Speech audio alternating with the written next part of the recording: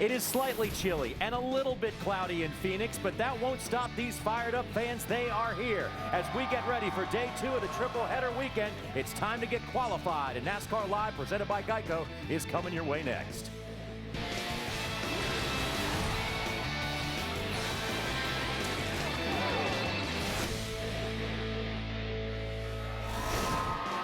Maybe a little different kind of a day here in the Valley of the Sun. The clouds have taken over. It is a little bit chilly, but that means perfect conditions to go out here on this racetrack, get the Cup cars and the Nationwide cars qualified, and get ready for racing this afternoon. And we got you covered all day long here on Speed. Great fans out here in Phoenix, and they're fired up as we have day 2 of this triple header weekend for the Camping World Truck Series, Nationwide, and Sprint Cup Series here at the Phoenix International Raceway. Let's take a look at the menu, see what's coming up today. A very busy day here on Speed as we get the series qualified here. Nationwide qualifying at 2 o'clock Eastern Time. Then the Sprint Cup Series will take center stage at 3:30 Eastern Time. Speed Center comes your way at 7 o'clock Eastern, and the AMA Supercross live from Atlanta at 7:30 Eastern Time will take over nighttime. It's a great show. You do not want to miss that. Now want to introduce the pride of Emporia, Virginia, Hermie Sadler. And Hermie, with the Wood brothers winning the Daytona 500, it's great to be a Virginian right now in NASCAR, but it's also great to be out here out west because we're getting ready to see something we've never seen before when it comes to qualifying. Well, we're really fired up about this new qualifying procedure. NASCAR started with it in the Camping World Truck Series. The slowest cars in practice go out first. The faster cars go out towards the end, and car after car just builds more and more drama. And something else to remember, these Sprint Cup Series guys, it's been a long time since they showed up to the racetrack on a Saturday, and their first lap has got to be a money lap in qualifying. So some of these guys that are running Nationwide and Cup may have a little bit of an upper hand in qualifying. We'll have to see how that all plays out. And you know, Hermie, when you ask the drivers, what about this difference? What change is going to make? They almost all tell you, look, these guys in this garage area are the best at adapting to changes. Right. They'll figure it out, and they'll do the best they can under the circumstances because everybody's got the same rules. Yeah, but the problem is, as a driver, you know, it's all about grip. And if I hadn't been on this racetrack since yesterday, I don't know how much grip is in this racetrack. So, but you don't have a get up to speed lap to really figure that out. You got to have a lot of confidence in your car, a lot of confidence in your crew, and a lot of confidence in yourself to put the hammer down and qualify up front, because as we know, this racetrack track position is very crucial. Even more of a reason to stay tuned today as we have that new qualifying procedure for the Sprint Cup and the Nationwide Series. Now let's go down in the garage area for our pit reporters. We have Randy Pemberton and Wendy Venturini. We're going to start off with you, Wendy. Thank you, Johnny. Good afternoon. I'm stoked it's Saturday. Many of you have the day off. Kick up your feet and come along in the garage with us. You may be covered in snow, but we got you covered here in the garage area. There's a ton of stories we're going to cover in the next hour, including our Daytona 500 champion, Trevor Bayne, will be with me in just a few moments. But his weekend so far has been eventful, folks. He started off yesterday with a practice wreck and will go to a backup car. We'll hear more from Trevor Bayne in just a few moments. Let's head over to my dear friend, Randy Pemberton. Well, thanks, Wendy. They fired up the engines here in the garage area, staying in front of Kyle Busch's car. He comes out of Daytona with an 8th place finish, 7th in points. Now, rolling into Phoenix, we want to reflect back on Bristol in the fall. Do you remember when he ran the triple? He won all 3 races, the Camping World Truck Series, the Nationwide Series, as well as the Cup Series. Well, he's at it again here in Phoenix. All 3 series. Kyle Busch, always a big story, and he's got a third of the way already in the books. And as we'll show here on the highlights coming up from the Truck Series race last night, we hope you saw it. Johnny? Randy, thanks a lot. Let's take a look at that first jewel in the Triple Crown, possibly for Kyle Busch. He's done it before, and a lot of people are saying, Hermie Sadler, that he will be the man to beat, at least in the Nationwide race. Not too sure about the Cup race, but here we have Clint Boyer leading us out. Yeah, Clint Boyer brought the same truck back out of KHI that he won this race at last year, got out front, and he was up front for a while until Kyle Busch took him over. Interesting thing about this race, only 1 lead change, but here's a little interesting for Todd Bodine. Yeah, Austin Dillon gets in the back of Todd Bodine. Coming off turn 4, not a lot of racing room right there, blocked the whole racetrack, several trucks involved. Parker Kligerman on the low side and Ricky Carmichael on the high side. That didn't work. Yeah, I mean, Parker just got in there too hot, too low, and ran in the side of Ricky Carmichael. Tough break for both of those guys. Both of those guys needed good finishes last night. But the story on this night was the dominance of Kyle Busch, and again, the first leg in that possible triple crown here, we should say. Can't give it to him yet because he hadn't won the other 2 yet, but has a great chance. He's off to a great start as Kyle Busch, the only triple duty driver this weekend, has gone on to get the first victory in the Truck Series. And we all know at any time Kyle Busch is in a NASCAR race in the top 3 series, Hermie, he can win it. Well, there's no question about it. And look right here at the results from last night. Obviously, Kyle Busch, Clint Boyer. Look down a little bit. Austin Dillon, good run. Cole Witt, give a shout out to him in the 60 truck. Justin Johnson, Joey Coulter, and Jason White gets a good solid top 10. And that is only the third start for Cole Witt. Sixth place finish is not too bad. Let's take a look at the standings now as we get back a little bit more normal to the standings right now, Hermie, as Matt Crafton now leads the way. After Daytona, things were kind of shuffled up a little bit because Michael Waltrip won, and he wasn't running for championship points in the series. And look at Clay Rogers, obviously point leader after Daytona. Had to qualify in the show on speed yesterday. He did it. And Cole Witt, he's in third in the driver standings. He did it in 2 different trucks. And watch out for Austin Dillon, Jeffrey Earnhardt. Once again, guys with a great legacy in this sport are off to a great start in the Truck Series this season after 2 of the 25 races. We've got to take a quick break here on NASCAR Live, presented by Geico. But when we come back to Phoenix, we're going to talk to the man of the hour and of the week. Trevor Bayne, Daytona 500 champion, will join us to talk about what his week has been like.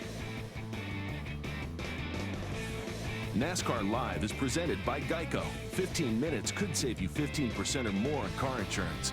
Visit geico.com for a free rate quote. Brought to you in part by Hamburger Helper. 1 pound, 1 pan, 1 tasty meal. And in high definition by Funai. Funai, fun and innovative. Experience more at funaiamerica.com. If you love NASCAR, Phoenix is the place to be this weekend. All 3 of NASCAR's 3 top series are running on this racetrack. And take a good look at this surface, because once we leave here at the end of this weekend, they will be tearing that thing up. And we'll have more on that and actually what they want to get done with the repaving here at Phoenix a little later on in the show. But right now, let's take a look at an eventful day on the racetrack in the Sprint Cup Series and the practice. And there we see your Daytona 500 champion, Hermie, Trevor Bayne, having a little brake trouble and hitting the wall. Yeah, what a roller coaster this NASCAR is, coming off a big win in the Daytona 500. First laps on the racetrack. He has been talking about before he hit the wall that he was not sure his brakes were working properly. It's a heavy braking corner here in turn 3 at Phoenix. Got away from him. They go into a backup car, Johnny. And here comes the guy who almost won the Nationwide Series race, looking for a full-time ride. Landon Castle had a little trouble on the racetrack as well, as his number 60 car blew up. And he was unable to. He had to go to the backup as well. And again, shows you just how humbling this thing can be. There's the number 60 blowing up, and that was pretty much all she wrote for that motor. Well, and what really hurts you, not only having to go to a backup engine, but missing valuable practice time on the racetrack for a guy like Landon Castle in this 60 car. Every lap is important in practice. So you go from the East Coast to the West Coast pretty quickly. You also go from highs to low pretty quickly in this sport. And Wendy's standing by with a guy who I'm sure is still riding a high in our Geico pit report as she's standing by with Trevor Bayne. Wendy? Thank you, Johnny. Yeah, let's start with the highs first for Trevor, because you have had an unbelievable week, Trevor. Can you even put into words how busy you have been as a Daytona 500 champion? It wouldn't do it justice if I tried to put it into words. It's been the craziest experience of my life, but one of the best ones. You know, I've had a lot of fun with it. We kind of toured around the country to all kinds of different places and got to meet a lot of neat people. Got to talk to the Vice President, Joe Biden, on the phone, Tim Tebow. I mean, it's just been a really, really cool week. President, that's pretty cool. Okay, now yesterday, this is a very sport that can just bring you back into perspective. Going to a backup after yesterday's practice wreck, what happened to your car? Yeah, well, I mean, I tried to manage the highs all week because I know that this sport, you know, it's not always going to work out that way. And I've been talking about managing expectations, and anything could happen. And I just didn't know it happened this fast. You know, I'm like, all right, maybe we'll be able to ride this out for a little while and then be brought back down to earth. But we go out for the first lap of Cup practice after being second on the board in Nationwide in our Roush Fenway car. And then we come over here, go out, lose the brakes or something. Either the throttle hung or the brakes quit working because it just did not slow down. I lifted early, got on the brakes, nothing happened, and we hit the wall pretty good. So now we're in our backup. This is actually my first ever backup in my racing career ever. So I thought that was pretty wild, but hey, they did a good job getting it back together here, and it was good in race trim. I don't know how it'll be in qualifying, but we'll just wait and see. Yeah, definitely a humbling experience. You don't need to be humbled because you are already there, Trevor. Talk about Sunday. What do you expect out of your third Sprint Cup race? That's the thing. You know, it is only our third one, so we got to be realistic here. I think if we get a top 15 finish, I mean, I'd be really, really happy with that. To back up what we did last weekend, that'd just be asking way too much, I think, but it could happen. I mean, our Ford Motorcraft Quick Lane Ford is pretty good, and Donnie Wingo and the Wood brothers, I mean, they've been at this for a long time, so I know they're capable, but we'll just see how it plays out, see how we qualify today. Hopefully we get a good start because it is kind of hard to pass here, and then just see if we can't work our way in the top 15. All right, when I interviewed you in Daytona before the race, you were wearing your hard card. It looks like you have ditched pitched that accessory? They still asked who I was, and I had to show them the 500 ring, and they didn't believe me. So, you know, you're getting me in trouble here. I might have to put it back on.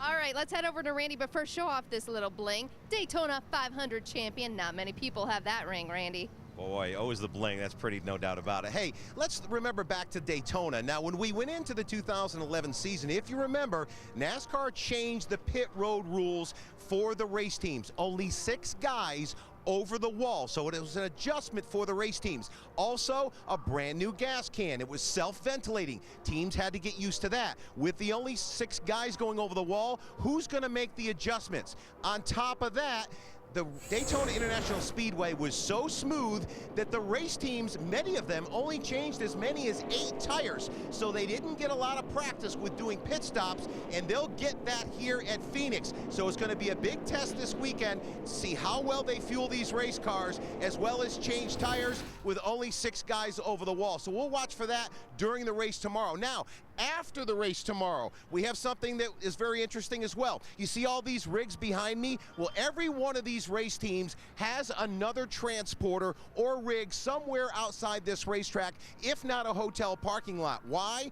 Because they have their Las Vegas cars, 2 of them, up in those rigs. When this gets done here tomorrow, they will exchange the race cars, put those cars out there from the test rigs on these, refurbish the rigs, and then send them over to Las Vegas, all in hopes of cutting some costs for these teams, and it relates to the schedule that we're running here today. One other thing, some of the guys that are back markers, well, their backup cars are literally sitting in these trailers. They hope the heck they don't wreck these things during the race here this weekend. Johnny?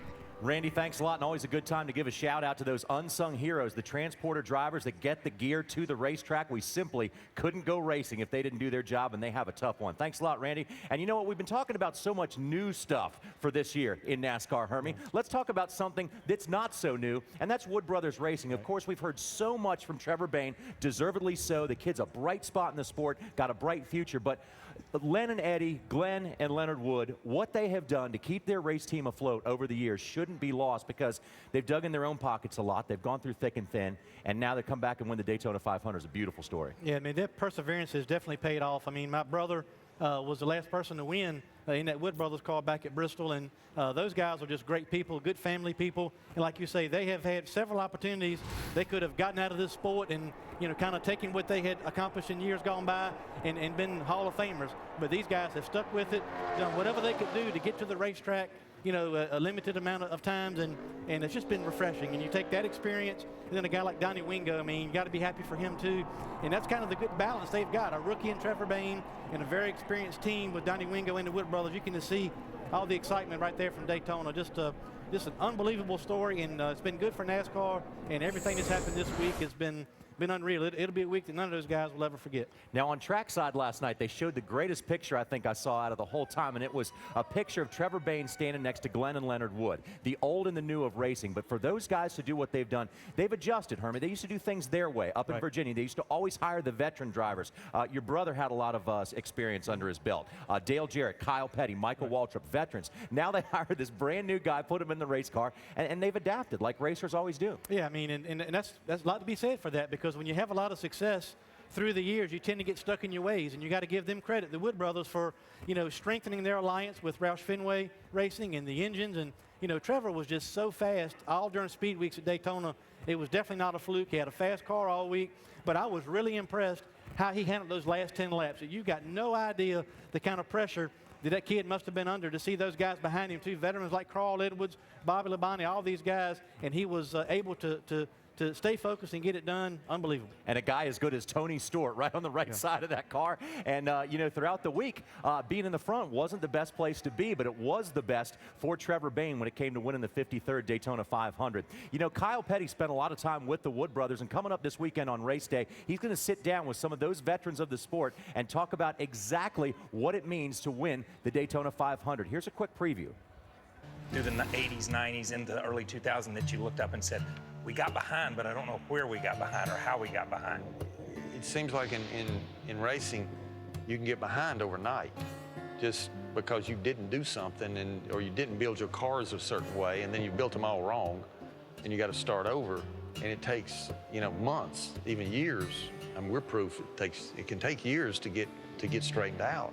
And it's never one little thing. It's a lot of never it's a one lot little of thing. And it's easy to get off base.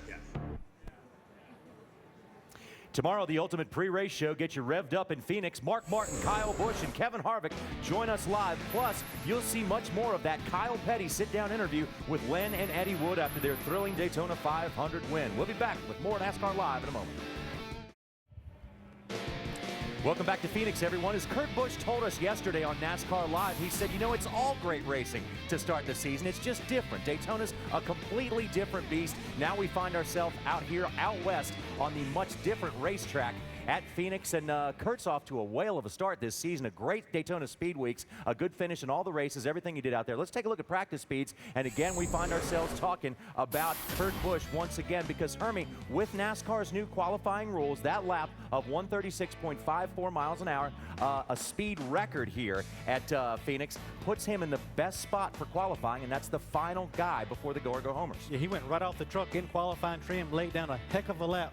We'll see if he can back that up in qualifying. Now, the speeds were faster in the afternoon, so you won't see a lot of those guys starting way up, qualifying way towards the back, but other guys who are good at this racetrack, Greg Biffle, Carl Edwards, Regan Smith is 13th fastest on the chart. Maybe Jimmy Johnson's still looking for a little bit of speed, but don't ever count him out at Phoenix. So now let's get you down and check in with Randy Pemberton, who has a report on the number 22 team and standing by with the crew chief. Randy? Well, a little report on crew chief Steve Addington is the fact that, you know, a lot of times when we come from Daytona and get to Phoenix, a lot of people aren't feeling too well, and you're one of those guys. Hermie Sadler not feeling all that well either. What's the problem, and are you going to make it through the weekend? Oh, yeah, I'll make it through the weekend. Just real stuffy, got stuffy and congested, so we'll be fine. All right, talk a little bit about leaving Daytona. It was a great week and week and a half there for you guys. Coming here, you remain hot, one of the fastest cars out there. You're going to go out dead last of the fast cars. Yeah, we made a decision to try to manage our tires with the practice schedule to try to get a couple of qualifying runs in at the beginning of practice and then use those scuffs for race practice. So it worked out pretty good for us. Kurt laid down a pretty good lap right there off the truck. So real pleased with his heads in the game and looking forward to this race.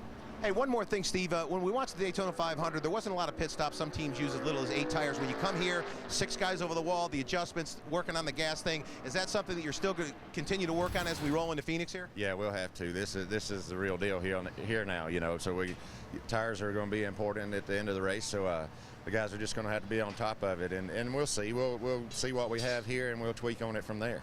Hope you feel better. I'm sure it's nothing a win can't make you feel better with. Love to get this Shell Pennzoil Dodge in victory lane here. Thanks, Steve, so much. JR?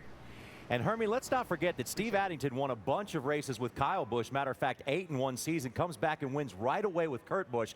And even though the whole time they were talking about that 22 team, Hermie, they were saying it's going to take a little bit of time. You know, they're good, but they're going to get a lot better. Yeah, and they had a tremendous speed weeks. I mean, won the shootout, won their duel, and he was in a position right up there in the mix to win the Daytona 500. Still got a top 5 out of it. So a lot of momentum to start the season for Kurt Busch, and do not be surprised if he is in contention here tomorrow. He is a former winner here.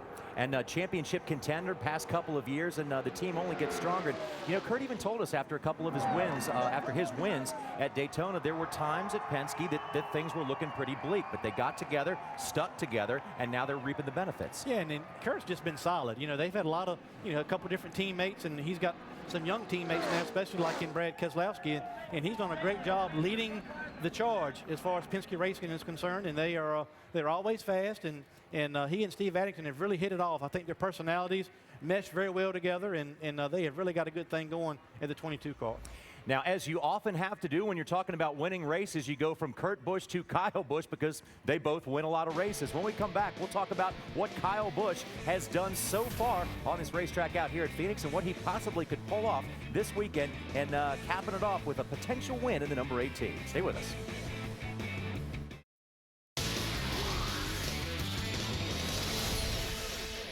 I'm Adam Alexander with a Speed Center update. We return to Phoenix, more NASCAR Live in a moment. We start things off in the Truck Series. Kyle Busch picked up his 25th career win last night and tied Jeff Gordon for 6th on NASCAR's all-time wins list. NASCAR Live with Kyle in a moment. Travis Pastrana crashed and finished 25th in his K&N Pro Series debut Thursday in Phoenix. Friday in Salem, Missouri for Rally America. He rolled his Subaru in Stage 2. He could not continue tough weekend for Travis. And Juan Pablo Montoya says it's unlikely he would take the chance to win the $5 million prize being offered to non-IndyCar drivers in the season finale at Vegas, but A.J. Allmendinger might, since the price is right. Tonight on Speed at 7:30, get ready. It's Monster Energy Supercross Round 8 from Atlanta. We're here at 7 p.m. Eastern Time, and right now it's time to send it back to John Roberts. More NASCAR Live in Phoenix. So, John, you feeling better about yourself? You're all caught up now on the latest news. Adam, it's going to take a lot more than that to make us feel better about ourselves, but nonetheless, thank you very much. We feel caught up, and now we're in the know after Speed Center report. Thanks to Adam Alexander and the folks back in Charlotte. You know, this year, new thing for NASCAR, drivers had to declare which of the 3 top series they would be running for championship points in as a driver. So for Kyle Busch, of course, he designated the Sprint Cup Series for running for championship points. So that means that he didn't get any driver points for winning the Camping World Truck Series race. So what's it like to get that win and not get any points? Well, here's Kyle Busch from the media center.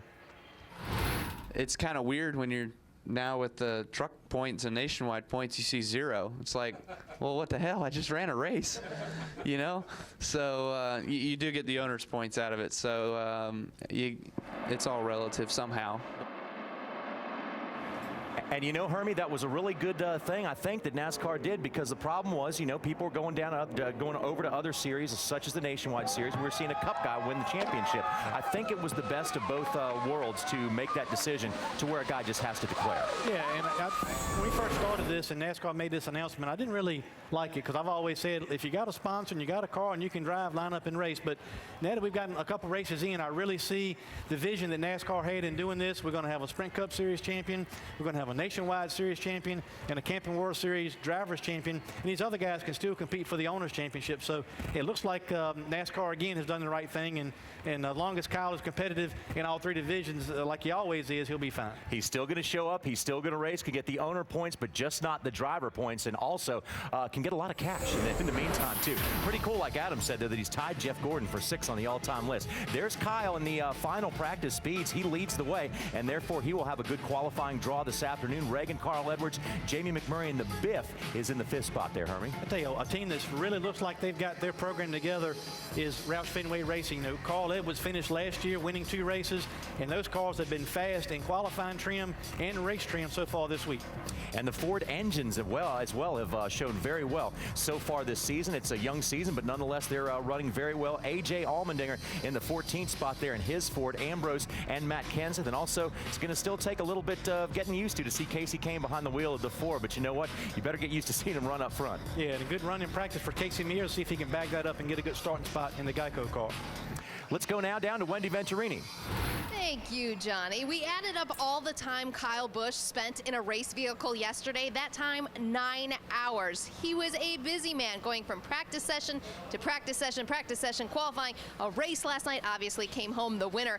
And the good news is he is fast in all 3 series. He's been in a great mood. He's energetic and happy to talk to media about dealing with all 3 series. Now, his crew chief, Dave Rogers, is right now in a team meeting with the other Joe Gibbs Racing crew chiefs at the TRD Motor Coach, where they're going over yesterday's practice notes. This is a pretty regular scheduled meeting for the crew chiefs, but I talked to Wesley Sherrill, the car chief here at the 18, and he said it was actually really beneficial that Kyle has raced all 3 series this weekend, because he was able to give feedback from his truck, from his Nationwide car, and his Cup car, and even the rubber on the racetrack and how the track has changed, and apply that to the Cup car. They are very fast in all 3 series, and Kyle Busch has been pleased, even though he is a very busy man. Johnny?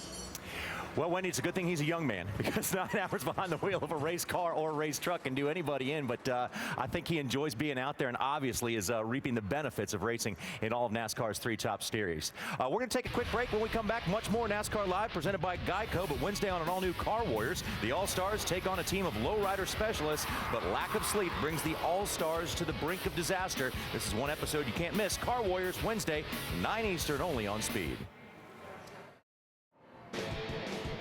Welcome back, everybody. It's time to get NASCAR's two top series qualified. You'll see it all live here on Speed.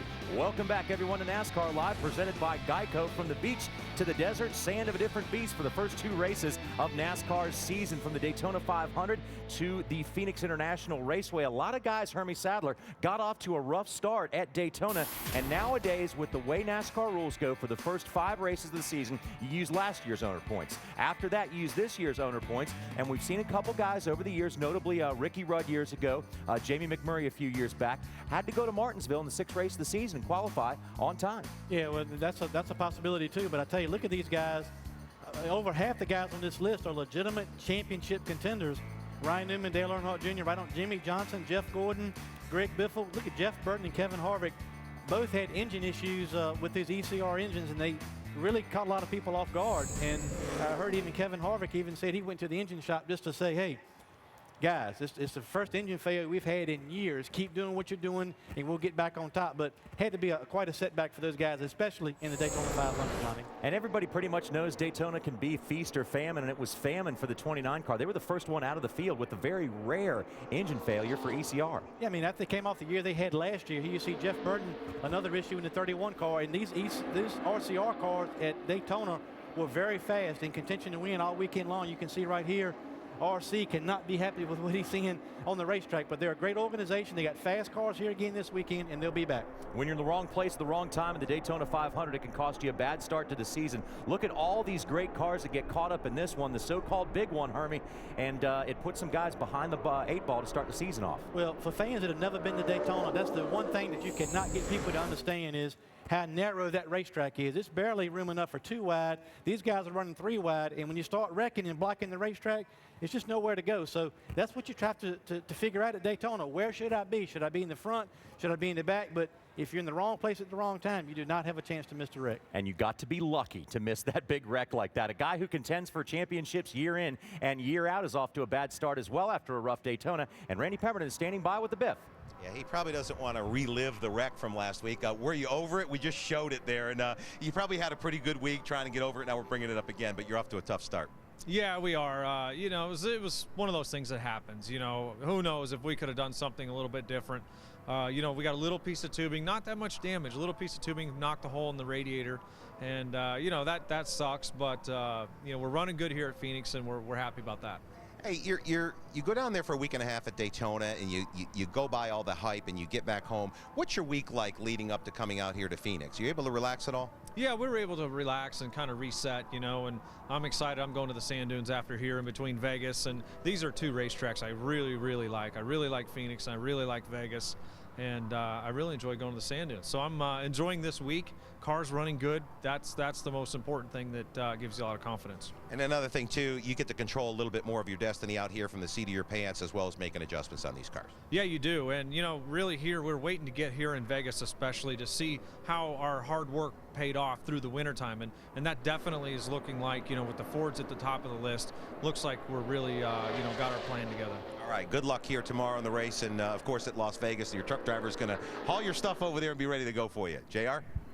All right, thanks a lot, Randy. And, of course, the Biff has a good attitude about it, Hermie, because what else can you do? Yeah. You got to put that race behind you because, again, not a lot of those guys, it wasn't their doing that put them behind the 8 ball to start the season off. Well, and everybody wants to win the Daytona 500, but a guy like Greg Biffle and guys with a lot of experience, they know going in, this is the kind of stuff that can happen. Now, you got 2 choices. You can put it behind you, come to Phoenix and Vegas and rebound and do what you're capable of doing, or if you kind of let it soak in and kind of keep that, well, we messed up at Daytona, and I got to be real careful at Vegas. Sometimes if you have that, you know, attitude of just trying not to make mistakes, you make more mistakes. But Biff is coming to a good racetrack, and like I said, those Roush Fenway cars have been fast this weekend since they unloaded.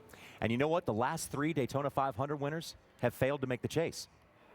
Ooh. And so this year, the Daytona 500 winner isn't going to make the chase because he's not running for points in the Sprint Cup Series. So maybe it's not the best thing in terms of championships to win the Daytona 500, but the ring sure is nice, as we saw.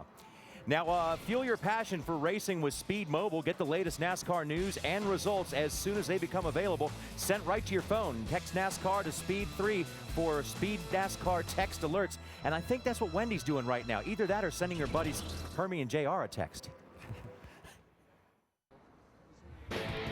Welcome back, everyone, to the Phoenix International Raceway here in the Valley of the Sun in Avondale, Arizona. A little cloud cover right now, but beautiful conditions for racing. A little crispness in the air right now, not what we're exactly used to. But let's talk about the champion. Five-time defending champion Jimmie Johnson tends to have either feast or famine at Daytona. Seems like back in 2005 he won the thing, and after that it has been rough going ever since then. But couldn't be a better place for Jimmie to come than Phoenix after that, because he leads all drivers, active or otherwise, Hermie, in wins here with 4 at this racetrack, and he's been great, including in the chase the past couple of years. Yeah, this has been a racetrack that he can really come to and right the ship or get a good solid finish when he needs it. But here you see him at Daytona. Again, just nowhere to go. He's on the apron. He gets clipped, gets up into the to the back of the 17, and then they just like ping pong balls. He and Mark Martin get together right there, and Jimmie Johnson ended up 27th at Daytona.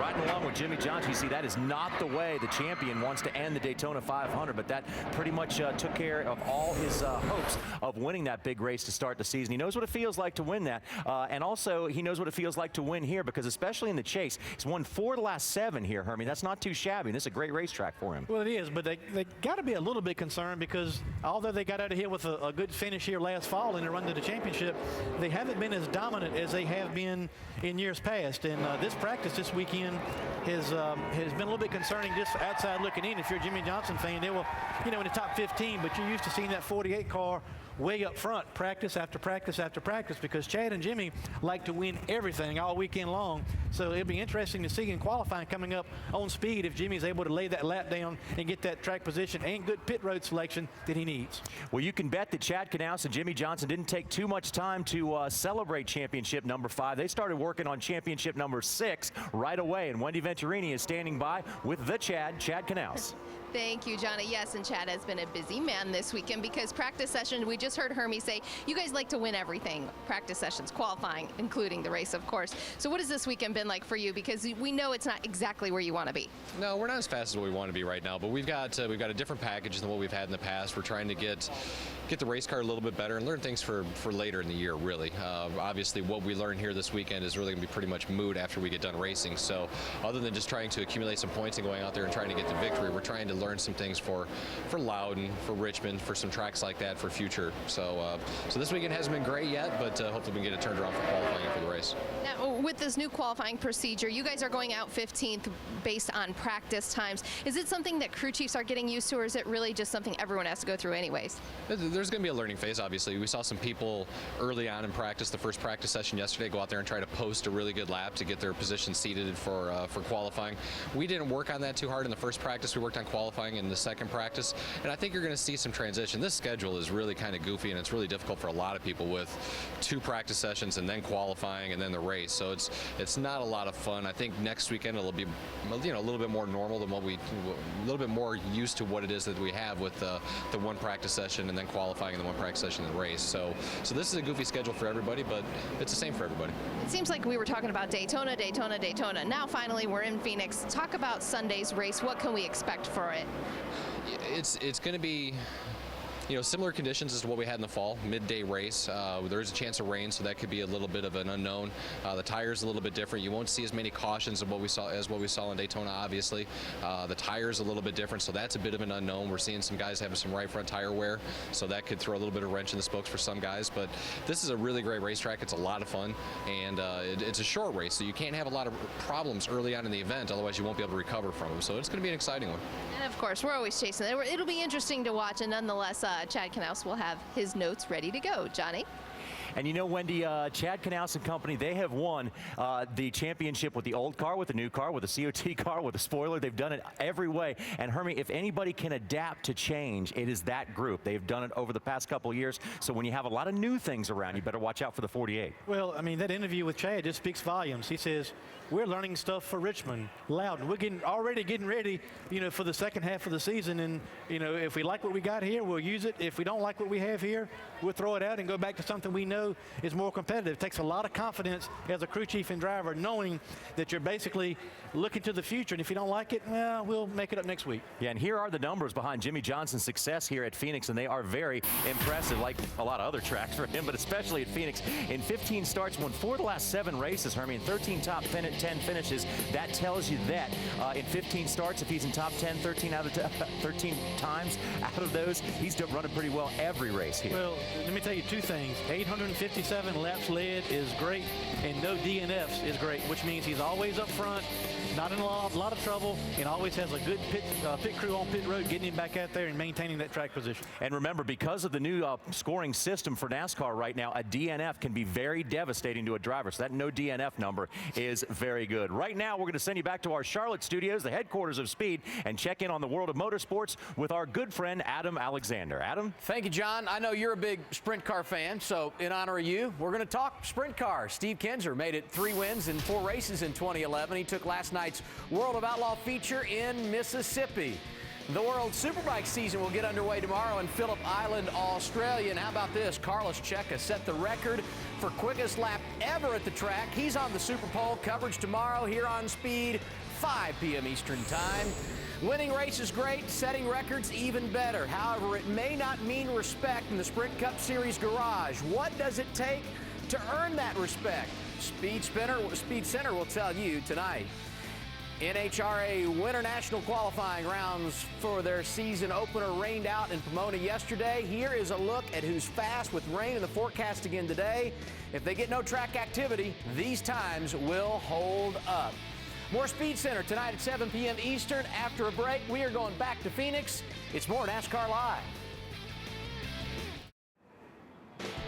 We are less than 20 minutes away from Nationwide Series qualifying. Here on Speed, it will be live, and it will be the first time we get a look at this new qualifying procedure where we go slowest to fastest based on qualifying speeds. The idea is to build the drama throughout the day and to where we see who is actually going to get the pole. So now let's take a look here. Hermie Sadler at some of the Nationwide Series cars, who was fast and who was not. 5th fastest in practice, Ryan Truex, so he gets a very good qualifying draw. Yeah, he was very impressive in limited starts last year and impressive again this weekend, fast in practice. With a name like Truex, you better go fast. And Carl Edwards is also great on this racetrack as well. In his Mustang, 4th fastest in practice, just a little bit better than 131.5 miles per hour. You know, Carl knows his way around this racetrack. It'd be fun to watch him try to get another victory today.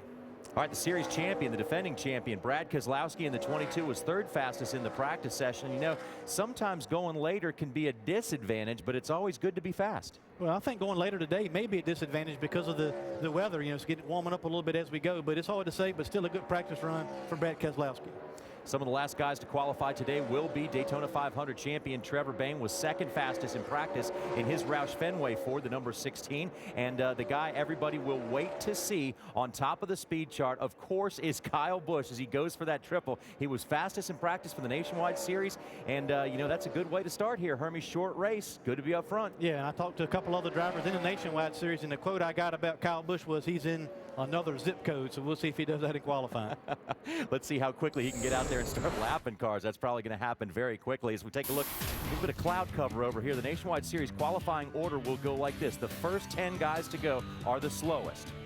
Yeah, and that's really builds a drama in qualifying. You got Justin Marks and right on down the line, Colt Richardson, Morgan Shepherd, Shelby Howard, Eric McClure. And these guys need to get on the racetrack and set a good time while there's still a lot of grip in this racetrack.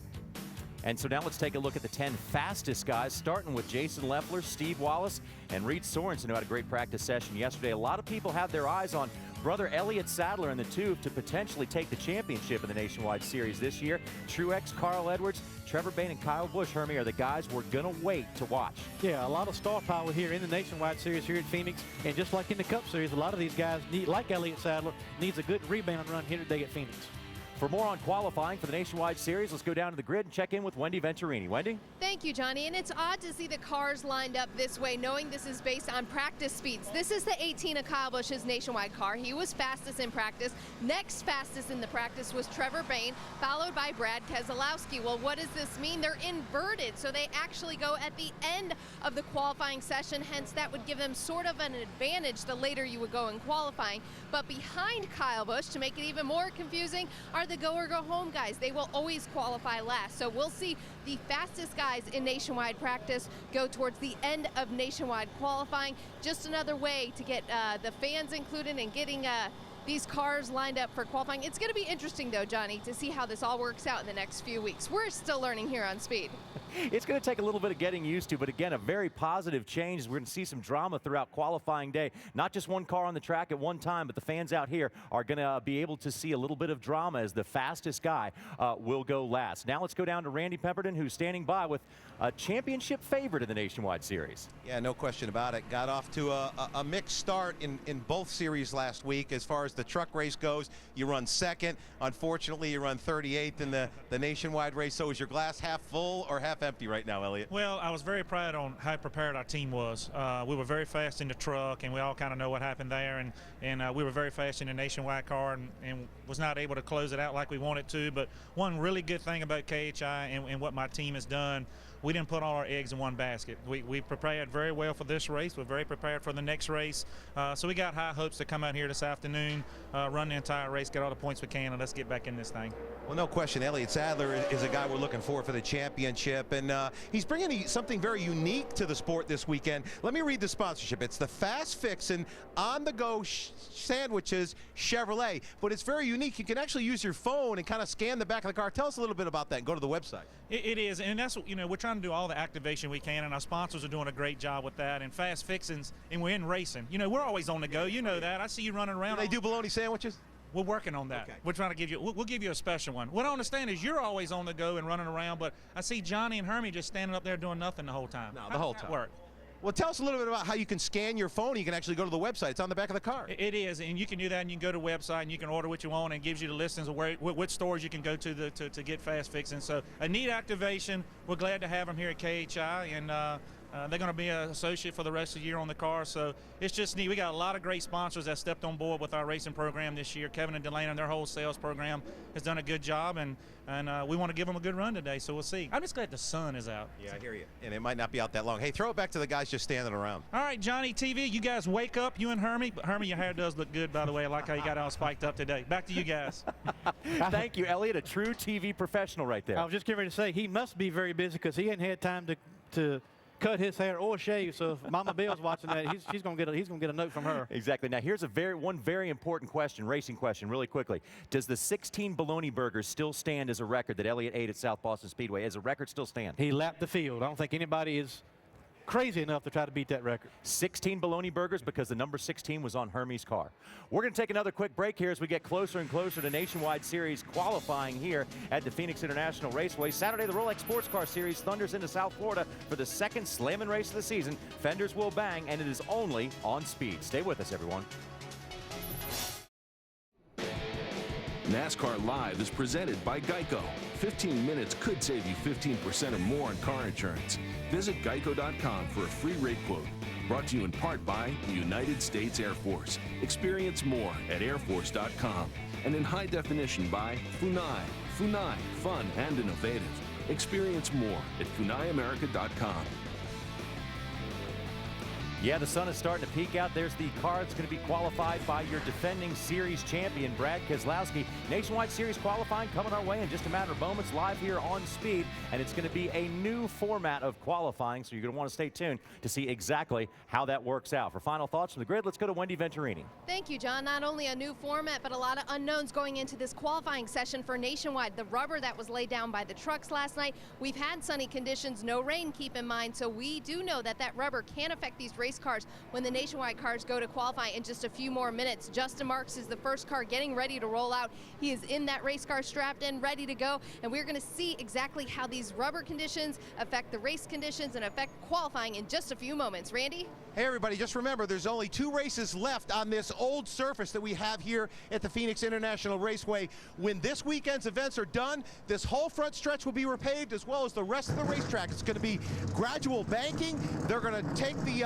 tri-oval in the backstretch and arc that a little bit, widen this out. So it's going to be a brand new surface when we come back here for race number 2 at Phoenix. Johnny?